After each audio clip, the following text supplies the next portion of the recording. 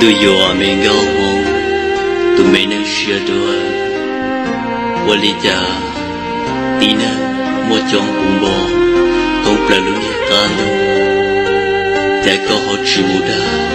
lừa lăn lừa tu để có họ nhị yo nói đa ta lừa chỉ nên tu trong lý cùng lúc chia lừa ta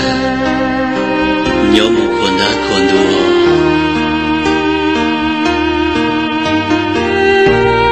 đôi nà mình gấu mông tụi mình đang chia phê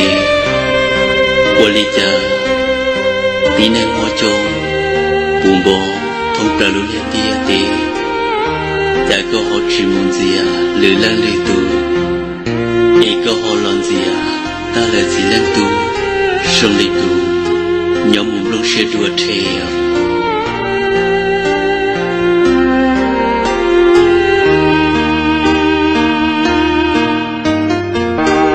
đua mình gấu mông tại có nhiều lo chỉ tao ít cho ni kể lối khơi che đầu bù cuốn đá cuốn đủ ya yu yên sầu yên đàn đủ dàn gia tê tru lo tru chỉ cho ai yo nhỏ tàn đua li tu mấy nên tua chỉ tu xiao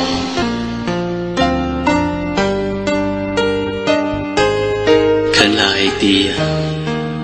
diệp tao cho mẹ kiến cho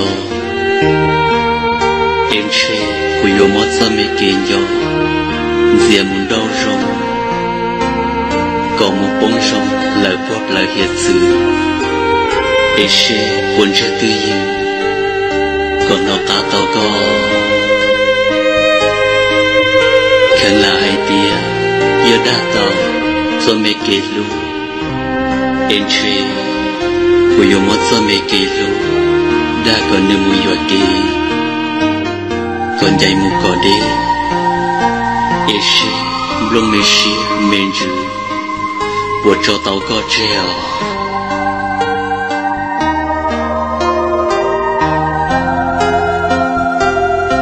Đua tụi mình đang chia đua,แต่ก็เนี่ยย้อนใจมึงเล่นเชื่อมึงต่ออีกก็ย้อนชินย้อนคันเชื่อต่อฉันไม่ควรดูอีกแต่ก็เนี่ยย้อนมึงเล่นฉันดูดีcó bộ bao hay tia, sa mẹ cũng đủ chê, lo na trồng đi, xưa mẹ gấu mông, chết xin nào mông, ước cho mẹ cũng cả, tiền chuyện,